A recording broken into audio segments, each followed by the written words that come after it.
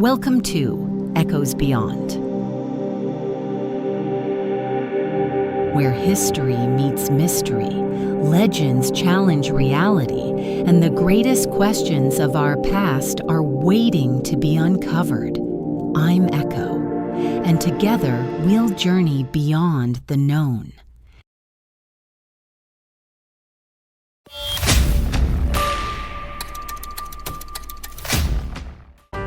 Nine experienced hikers, young, strong, well-trained.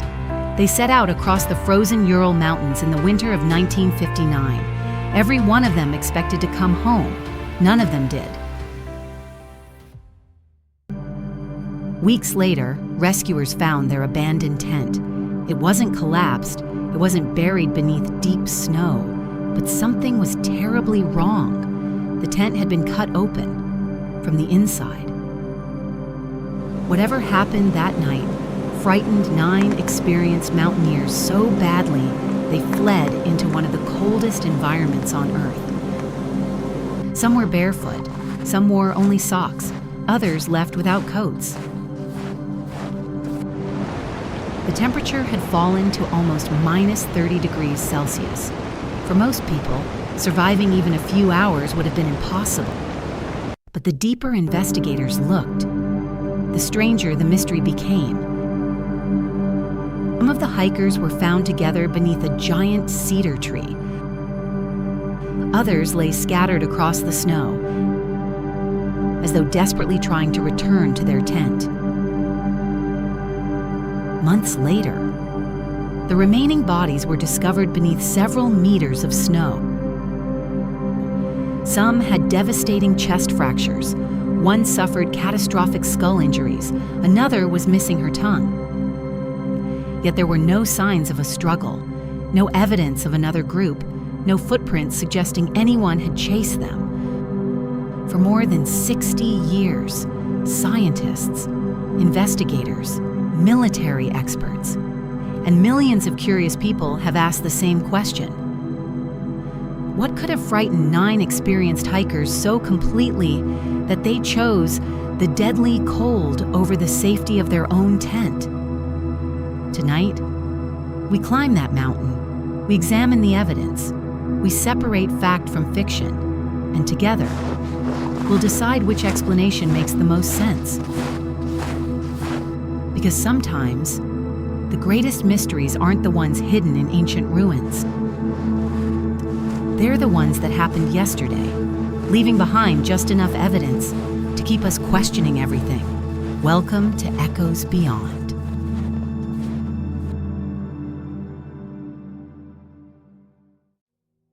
At first glance, the expedition seemed completely ordinary.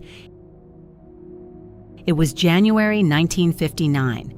10 experienced ski hikers from the Ural Polytechnic Institute in what was then the Soviet Union planned an ambitious winter expedition across the northern Ural Mountains. The route would cover more than 300 kilometers through some of the harshest wilderness in the country. Leading the expedition was Igor Dyatlov, a 23-year-old engineering student respected for his leadership, calm decision-making, and outdoor experience. The group included engineers, students, and graduates. They weren't reckless thrill seekers. Most had already completed difficult winter expeditions. They knew how to survive freezing temperatures, how to navigate remote mountains, how to make good decisions under pressure. This was exactly the kind of team you'd expect to succeed. But before reaching the mountains, something unexpected happened. One member of the expedition, Yuri Yudin, began suffering severe pain caused by chronic joint problems. Realizing he couldn't continue, he made the difficult decision to turn back. At the time, it felt like a personal disappointment. Years later, he would become the only member of the expedition to return home alive. What if he had ignored the pain? Or could one extra person have changed everything? We'll never know. The remaining 9 hikers continued deeper into the wilderness. toward a mountain known by the local Mansi people as Kholat Shachol, often translated as Dead Mountain, an unsettling name. But despite countless rumors over the years, historians believe the name likely reflects the mountain's harsh environment and poor hunting rather than any supernatural meaning.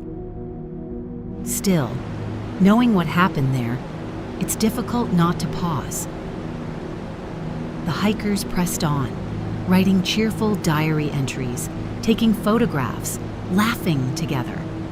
Nothing in their journals suggests fear.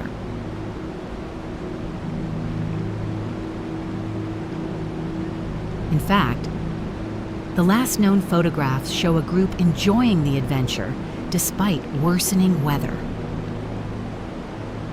Snow whipped across the slopes, visibility dropped, the wind grew stronger. Yet they kept moving. Eventually, they decided to pitch their tent high on the exposed mountainside rather than descend into the shelter of the nearby forest. It was a decision that would later become one of the most debated choices in the entire investigation. Were they disoriented by the weather, or was there another reason they stopped exactly there? No one knows, because after darkness fell, no one outside that tent ever heard from them again. For over 3 weeks, no one had heard from the expedition. The hikers had promised to send a telegram once they reached the next settlement. The message never came. At first, nobody worried. Experienced hikers often returned later than planned. Bad weather, difficult terrain, unexpected delays. They were all part of an expedition like this. But as the days passed, concern slowly turned into fear. Families began asking questions. Friends demanded answers. Eventually, search teams were assembled. Students, volunteers, military personnel, even aircraft joined the search.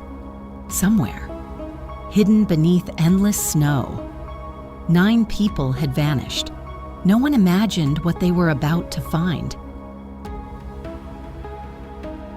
After days of searching, one of the teams spotted something unusual, half buried in the snow. A tent. It stood alone on the open mountainside. No movement, no smoke, no footprints leading back, just silence.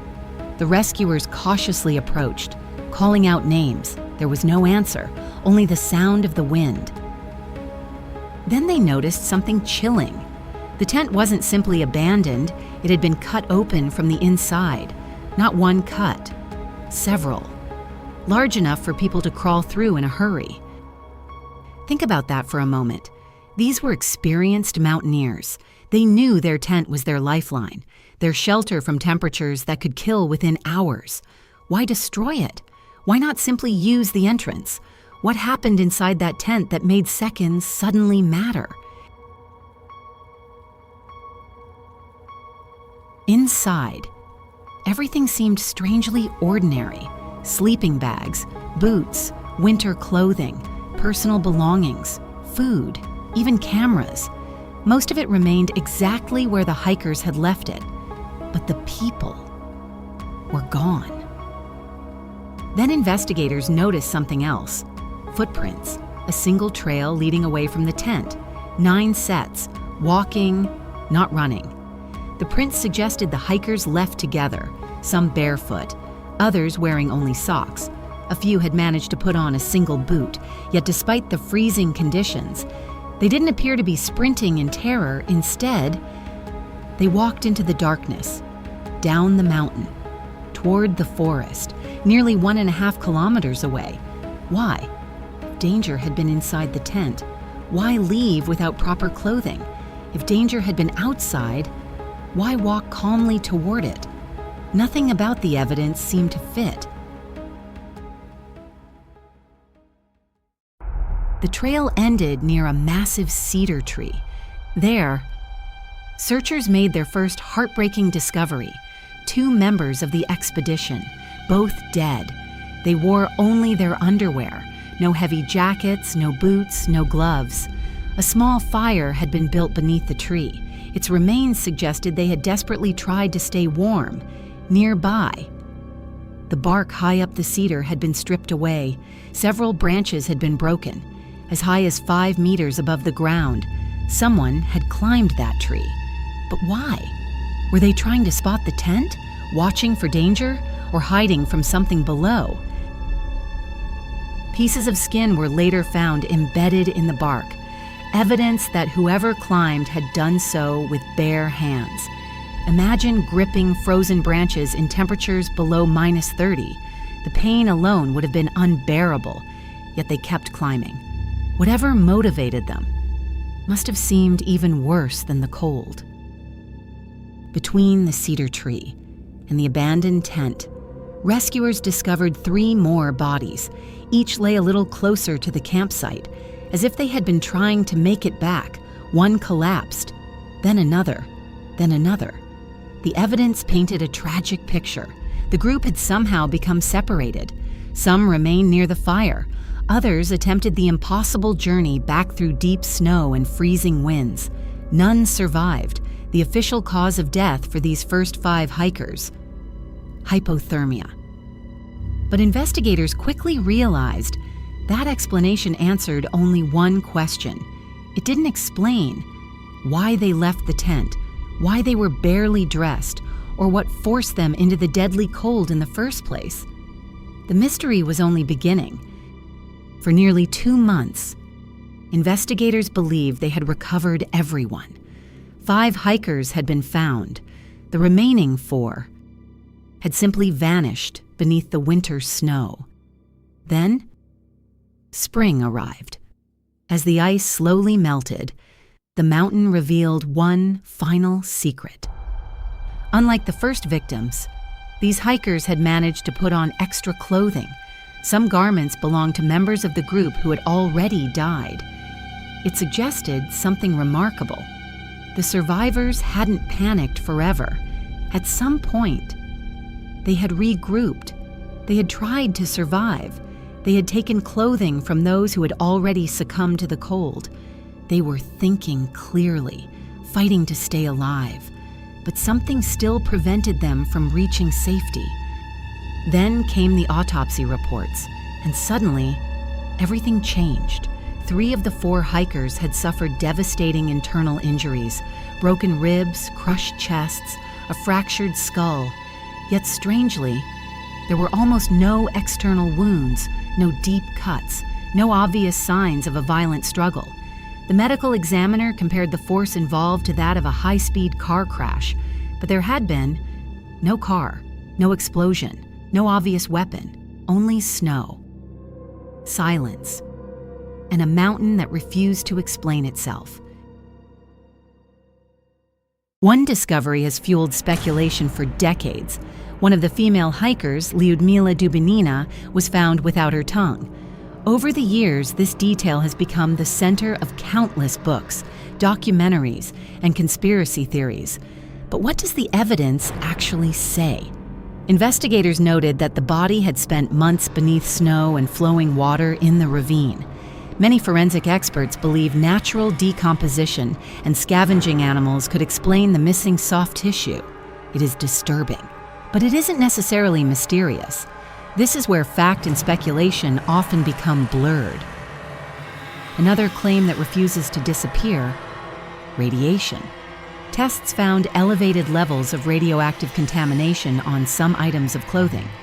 Was this proof of secret military experiments, or something even stranger? The answer may be less dramatic than many believe. Some members of the expedition had previously worked in environments where low-level radioactive contamination was possible. Researchers have also questioned the significance of the recorded readings. To this day, there is no conclusive evidence linking the radiation to the hikers' deaths. Then there were the lights. Several witnesses reported strange glowing orange spheres in the sky around the time of the tragedy. Military flares? Experimental rockets? A natural atmospheric phenomenon? or simply unrelated events that became connected after the mystery gained worldwide attention? No one can say for certain, but the reports only deepen the intrigue. As investigators pieced together the evidence, the official conclusion offered little comfort. The hikers, they said, had died because of a compelling natural force. No further explanation, no detailed answer, just 5 words. That left generations asking even more questions. So, if it wasn't an attack, if it wasn't murder, if it wasn't something supernatural, then what happened on that mountain? For more than 60 years, the Dyatlov Pass Incident has inspired thousands of investigations, books, documentaries, scientific studies, countless theories. But which explanation comes closest to the truth? Let's examine the evidence. Not the rumors, the evidence. For decades, many people dismissed the avalanche theory. The slope didn't seem steep enough, the tent was still standing, and there wasn't a massive pile of snow covering the campsite. But in recent years, researchers proposed a different possibility. Not a huge avalanche, but a small slab avalanche. A dense layer of snow could have broken loose hours after the hikers pitched their tent. If they believed more snow was about to follow, cutting open the tent and escaping immediately may have seemed like the safest choice. It explains why they left so quickly. It explains why they headed downhill. And it explains why they intended to return once the danger had passed. But it doesn't answer every question. Another explanation focuses on the mountain itself. The Urals are capable of producing fierce winds. Some scientists suggest violent gusts created unbearable conditions around the tent, combined with darkness, blowing snow, and freezing temperatures. The group may have believed remaining where they were was more dangerous than moving into the shelter of the forest. This theory fits some of the evidence, but critics ask, would experienced hikers really abandon boots, warm clothing, and essential survival equipment because of wind alone? One of the most popular theories involves the Soviet military. Witnesses reported strange lights in the sky. Some clothing showed low levels of radioactive contamination. Could the hikers have unknowingly entered a military testing area? Over the years, ideas have ranged from parachute mines to experimental rockets to classified weapons tests. The problem is, no convincing evidence has ever directly connected military activity to the hikers' deaths. The theory remains possible, but unproven. Some researchers suggest the answer may have been invisible. Under certain conditions, wind passing over mountains can produce infrasound, very low-frequency sound waves that humans cannot consciously hear. Some studies suggest prolonged exposure may cause unease, disorientation, or a sudden urge to escape. It's an intriguing idea, but scientists continue to debate whether infrasound alone could explain the hikers' actions. It may explain panic. It does not explain everything that followed.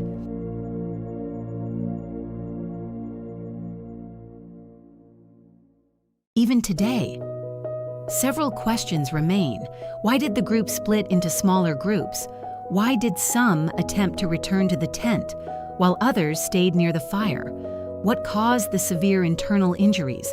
Were all 9 reacting to the same danger, or did events unfold over several desperate hours? Perhaps the greatest mystery isn't one single event. Perhaps it was a chain of decisions, each one made under impossible circumstances.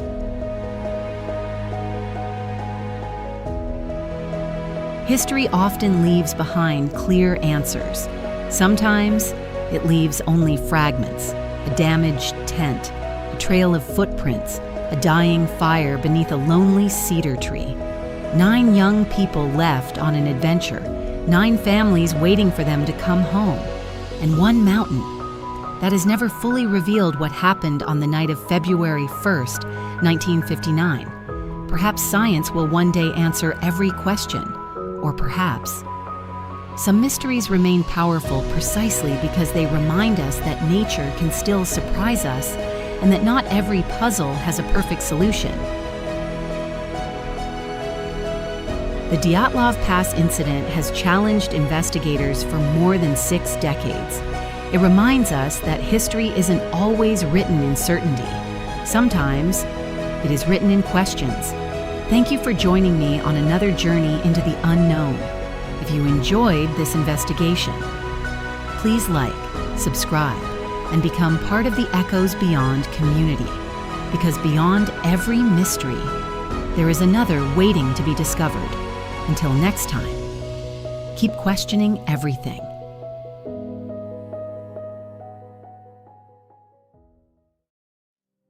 The story ends here.